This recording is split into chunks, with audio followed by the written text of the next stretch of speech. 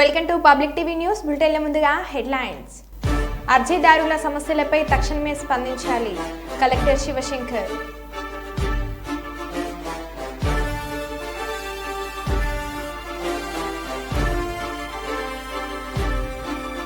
తమ తండ్రి జ్ఞాపకార్థంగా విగ్రహాన్ని ఏర్పాటు చేసి పలువురికి ఆదర్శంగా నిలిచిన కుమారులు.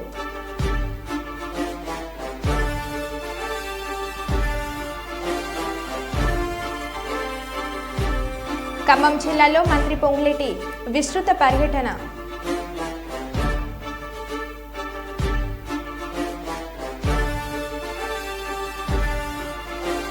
నాగార్జున యాదవ్ను అరెస్ట్ చేసిన కుప్పం పోలీసులు.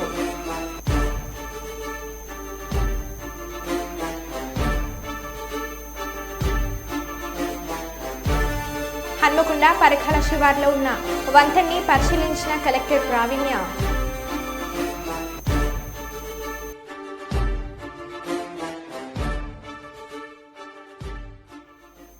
ఇక వివరాల్లోకి వెళ్తే ఖమ్మం జిల్లా నేలకొండపల్లి మండలం బైరావునిపల్లి గ్రామానికి చెందిన గుండప్నేని పరాంకుశరావు గత ఏడాది మృతి చెందారు. తండ్రి జ్ఞాపకార్థంగా ఆయన కుమారులు రామచంద్రరావు, లక్ష్మణరావులు ఆంధ్రప్రదేశ్ రాష్ట్రంలోని ఎన్టీఆర్ జిల్లా తిరువూరులో తండ్రి పరాంకుశరావు సహజీవంగా నిలిచి ఉన్నట్లు సహజత్వం ఉట్టిపడేలా విగ్రహాన్ని తయారు చేయించి తమ పొలం వద్ద ప్రత్యేకంగా నిర్మించిన గదిలో ఏర్పాటు చేశారు. రోడ్డు పక్కనే విగ్రహాన్ని ఏర్పాటు చేయడంతో అటువైపుగా వెళ్లేవారు విగ్రహాన్ని ఆసక్తిగా చూస్తున్నారు. తండ్రిపై ఇంత ప్రేమను చూపుతున్న కుమారులను గ్రామస్తులు అభినందిస్తున్నారు. తల్లి తండ్రులకు భోజనం పెట్టని పిల్లలు ఉన్న ఈ రోజుల్లో తండ్రి గుర్తుగా భారీ విగ్రహాన్ని ఏర్పాటు చేసి పలువురి మన్ననలను పొందుతున్నారు. తండ్రి కుమారుల ప్రేమానురాగాలకు ప్రతీకగా ఈ విగ్రహం నిలుస్తుంది. ఈ విగ్రహాన్ని చూసినప్పుడల్లా తన తండ్రి ఆత్మ సజీవంగా ఉన్నట్లు అనుభూతి కలుగుతుందని కుమారులు రామచంద్రరావు, లక్ష్మణరావులు చెప్తున్నారు.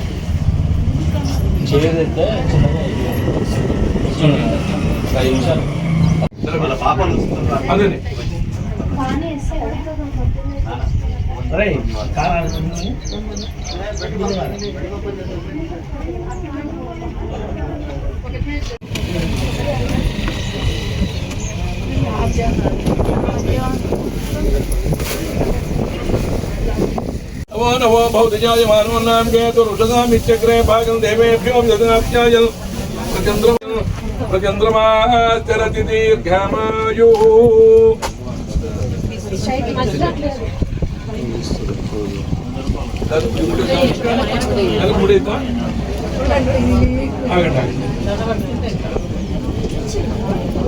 కుమార్ సరిపోయిందా ఇప్పుడు ఏమంటారా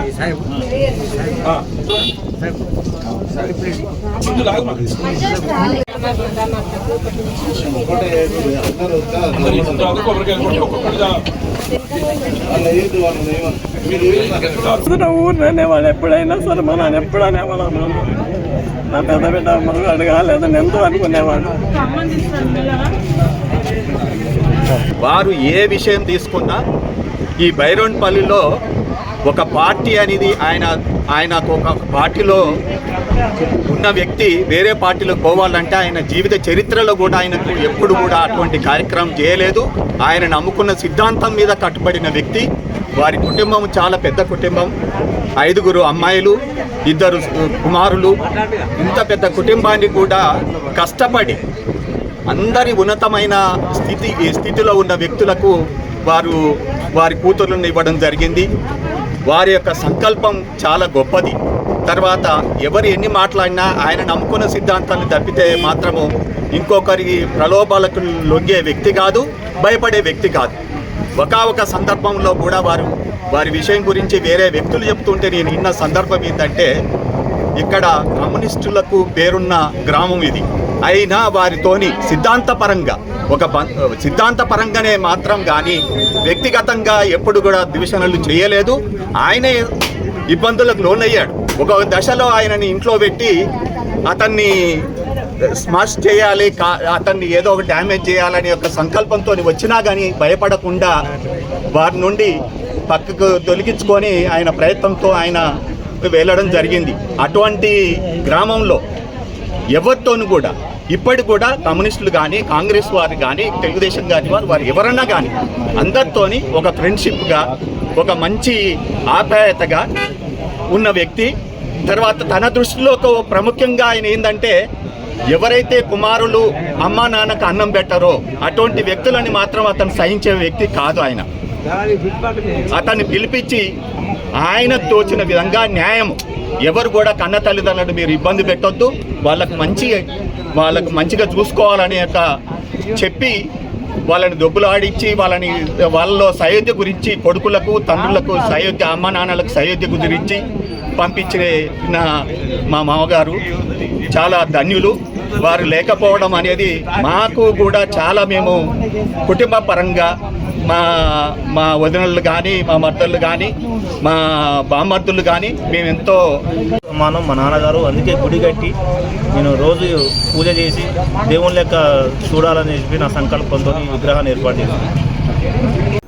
మంత్రి నారా లోకేష్ మాట్లాడుతూ నాడు నేడు అంటూ గత ప్రభుత్వం చేసింది మొత్తం ప్రచార ఆర్భాటమే. 2 విడతల్లో చేసిన నాడు నేడు పనులు మొత్తం అవినీతి నాసిరకం. 2 విడతల్లో పనులు మొత్తం పెండింగ్ పెట్టారు. 3వ విడత అసలు మొదలే కాలేదు. 900 కోట్ల పెండింగ్ బిల్లులు పెట్టి వెళ్లారు. ఖర్చు పెట్టిన దాంట్లో మొత్తం అవినీతి జరిగింది. దానిపైన విచారణ జరుగుతుంది. గత ప్రభుత్వం అస్తవ్యస్త విధానాలతో 72,000 మంది విద్యార్థులు ప్రభుత్వ బడుల నుంచి వెళ్లిపోయారు అని అన్నారు.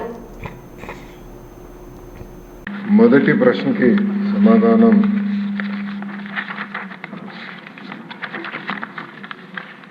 మొదటి విడత కింద 15,713 పాఠశాలల్లో ఈ కార్యక్రమం చేపట్టడం జరిగింది. కానీ మొదటి విడత పూర్తి చేసడానికి ఇంకొక 880 కోట్ల 39 లక్షల రూపాయలు అవసరం ఉంది. రెండో విడత కింద 22,311 పాఠశాలలో పనులు చేపట్టడం జరిగింది. కానీ ఇది కూడా పూర్తి చేసేదానికి 3,907.75 కోట్ల రూపాయలు తప్పనిసరిగా నాడు నేడు పైన ఒక ఎంక్వైరీ ప్రభుత్వం వేస్తుంది. అంటే ఎలాంటి సందేహం లేదు. అగ్రిమెంట్స్ ఏంటి, గతంలో ఎవరికి ఇచ్చారు ఈ వర్క్లు, ఎందుకు పనులు సరిగా జరగలేదు, నాసరికైన పనులు జరిగిననేది పేపర్లో కూడా గతంలో వచ్చింది. దానిపైన తప్పనిసరిగా ఎంక్వైరీ వేస్తాం. రెండోది, సాంబశివరావు గారు చెప్పినట్లు ఫేజ్ 1లో కొన్ని భవనాలు కట్టారు, కానీ అది మూసేశారు, అంటే వాడట్లేదు. ఏకంగా స్కూల్స్నే మూసేసే పరిస్థితికి వచ్చారు. తెలుగుదేశం, జనసేన, భారతీయ జనతా పార్టీ విధానం ఒకటి. ప్రభుత్వ పాఠశాలల్ని మేము బలోపేతం చేస్తాం. ప్రైవేట్ పాఠశాలలకి ధీటుగా ప్రభుత్వ పాఠశాలలు తీర్చిదిద్దాలనేది మా లక్ష్యం. అందుకే చంద్రబాబు నాయుడు గారి నాయకత్వంతో మెగా డిఎస్సి కూడా ప్రకటించాం. ఉపాధ్యాయుల పోస్టులు కూడా భర్తీ చేస్తున్నాం.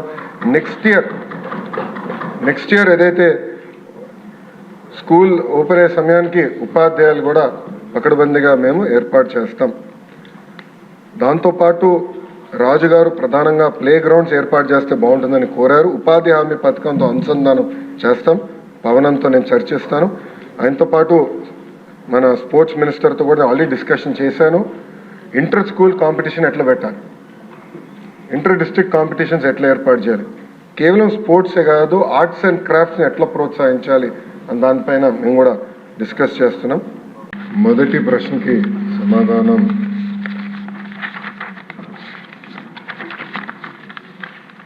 మొదటి విడత కింద 15,713 పాఠశాలల్లో ఈ కార్యక్రమం చేపట్టడం జరిగింది. కానీ మొదటి విడత పూర్తి చేసడానికి ఇంకొక 880 కోట్ల 39 లక్షల రూపాయలు అవసరం ఉంది. రెండో విడత కింద 22,311 పాఠశాలలో పనులు చేపట్టడం జరిగింది.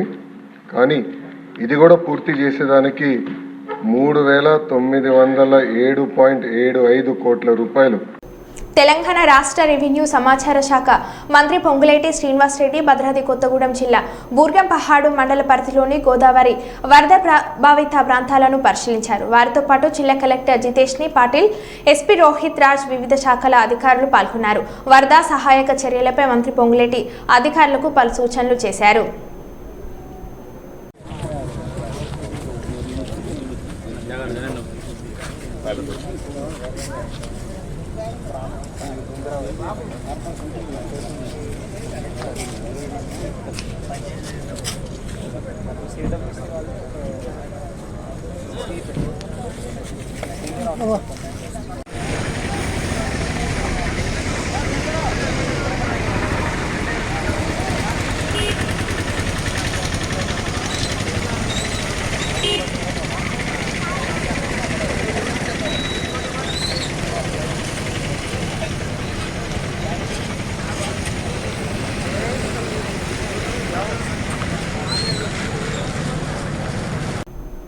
ఛత్తీస్గఢ్ రాష్ట్రంలోని ఆర్లపెంట పంచాయతీ కిస్తారం గ్రామానికి చెందిన రవ్వ భీముడు కొన్ని నెలలుగా అనారోగ్యంతో బాధపడుతున్నాడు. తీవ్ర అస్వస్థకు గురి కావడంతో కుటుంబ సభ్యులు భద్రాచలం ప్రైవేట్ ఆసుపత్రిలో చేర్పించారు. ఖర్చులు పెరగడంతో కుటుంబ సభ్యులు భద్రాచలం ప్రైవేట్ ఆసుపత్రి నుండి చికిత్స కోసం రోగిని బైగాకు తీసుకువెళ్లారు. కొన్ని రోజుల పాటు చికిత్స అనంతరం రోగి మృతి చెందాడు. మృతదేహాన్ని స్వగ్రామం ఆర్లపెంటకు తీసుకురావాల్సి వచ్చింది. తిగాన్పల్లి నుంచి స్వగ్రామం ఆర్లపెంట పంచాయతీ కిస్తారం వరకు కల్వట్టు దాటేందుకు 20 కిలోమీటర్ల అడవి మార్గంలో నడిచి మృతదేహంను తీసుకొని వెళ్లారు.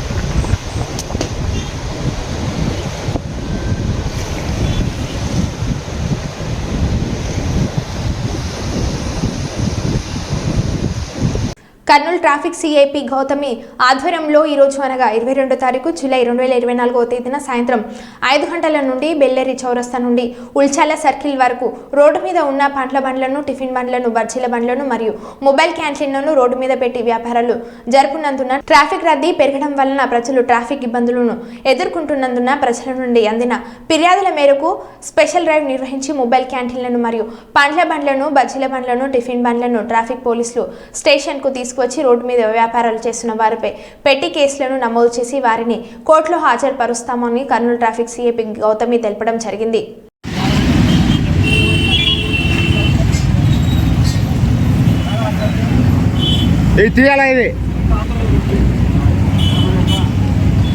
తీసేలా ఈ వరుస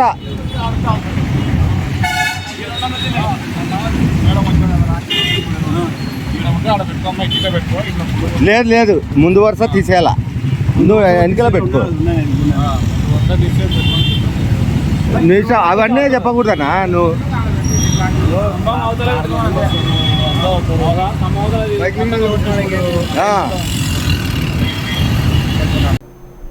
ప్రభుత్వం అత్యంత ప్రాధాన్యత ఇస్తున్న ప్రజా సమస్యల పరిష్కార వేదిక స్వీకరించిన ప్రజా ఫిర్యాదులను మనసు పెట్టి పరిష్కరించాలని నంద్యాల జిల్లా కలెక్టర్ జి రాజకుమారి జిల్లా అధికారులను ఆదేశించారు. సోమవారం కలెక్టరేట్లోని సెంటినరీ హాల్లో ప్రజా సమస్యల పరిష్కార వేదికలో భాగంగా జిల్లా నలుమూలల నుంచి వచ్చిన అర్జీదారుల నుంచి దరఖాస్తులను స్వీకరించారు. డిఆర్ఓ ఏ పద్మజ, జిల్లా అధికారులు తదితరులు ఈ కార్యక్రమంలో పాల్గొన్నారు. ఈ సందర్భంగా జిల్లా కలెక్టర్ జి రాజకుమారి మాట్లాడుతూ ప్రజా సమస్యలపై సత్వరమే సంప్రదించి ప్రతి ఫిర్యాదును మనసుపెట్టి పరిష్కరించాలని జిల్లా అధికారులను ఆదేశించారు. మండల పరిధిలో శాఖల సమన్వయం లోపే వల్లే జిల్లా కేంద్రానికి అధిక సంఖ్యలో ఫిర్యాదులు వస్తున్నాయని ప్రతి దరఖాస్తును క్షుణ్ణంగా అధ్యయనం చేసుకుని పరిష్కార మార్గం చూపాలని అన్నారు.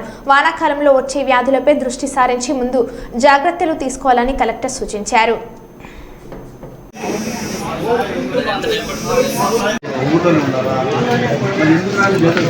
ఉంటాయి కదా,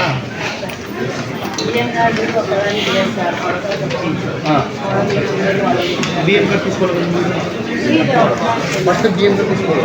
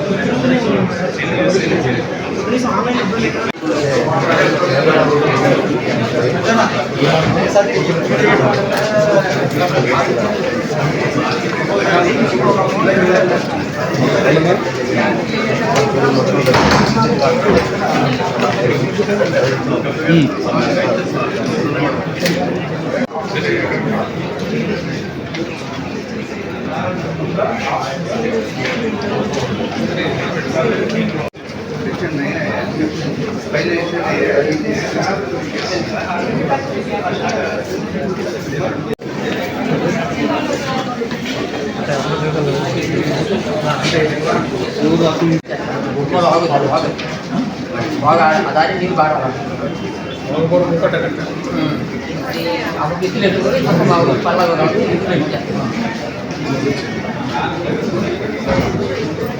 సురేష్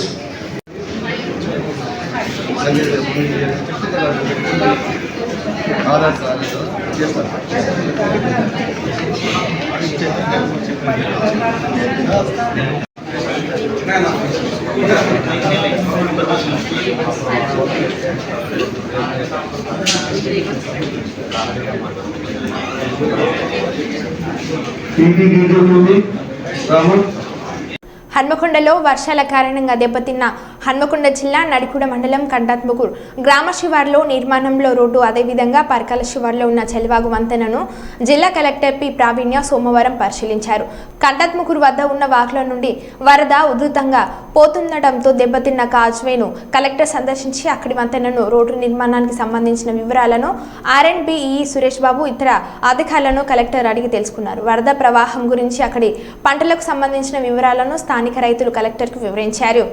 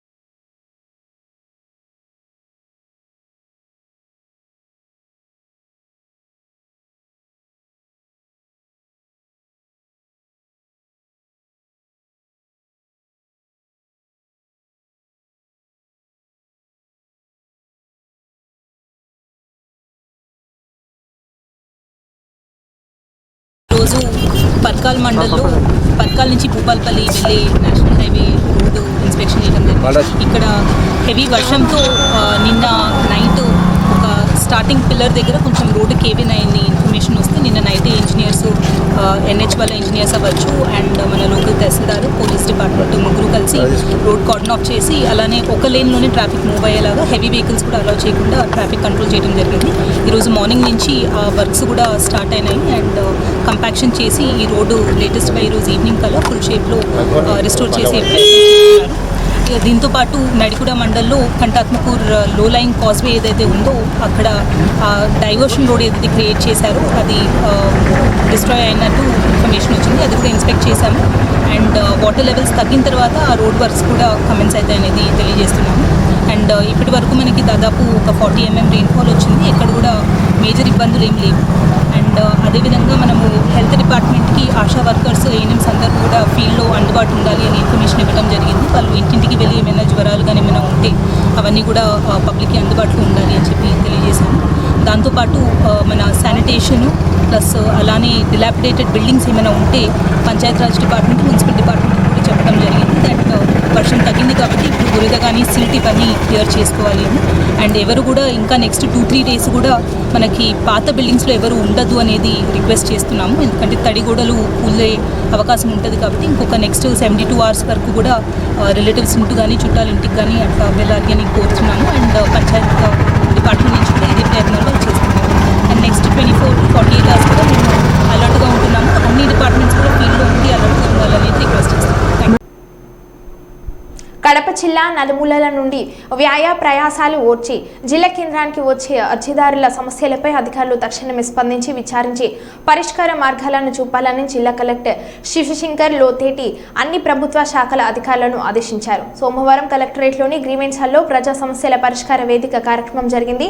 ఈ కార్యక్రమానికి జిల్లా కలెక్టర్ శివశంకర్తో పాటు DRO Gangadhar Goud, DRDA PD Anand నాయకులు హాజరై గంగాధర్ గౌడ్, DRDA PD ఆనంద్ నాయకులు హాజరై ప్రజల నుండి ఫిర్యాదులను స్వీకరించారు.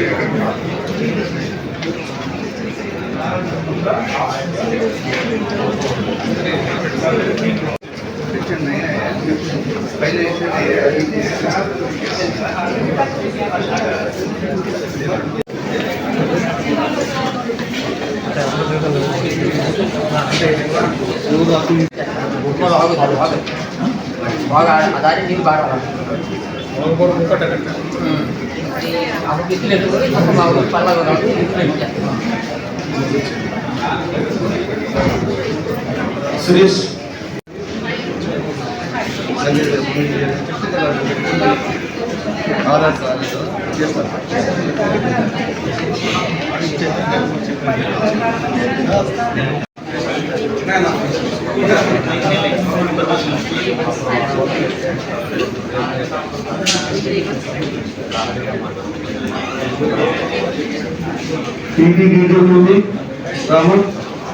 నంద్యాల పట్టణంలో మధుమణి చారిటబుల్ సొసైటీ వారి మధుమణి నర్సింగ్ హోమ్ 50 పడకల సూపర్ స్పెషాలిటీ హాస్పిటల్ ప్రారంభోత్సవ కార్యక్రమానికి ముఖ్య అతిథులుగా హాజరై ప్రారంభించిన పాణ్యం మాజీ ఎమ్మెల్యే మరియు వైఎస్ఆర్ కాంగ్రెస్ పార్టీ నంద్యాల జిల్లా అధ్యక్షులు కాటసాని రాంభూపాల్ రెడ్డి. కార్యక్రమంలో బనగనపల్లి మాజీ ఎమ్మెల్యే కాటసాని రామిరెడ్డి కూడా పాల్గొన్నారు.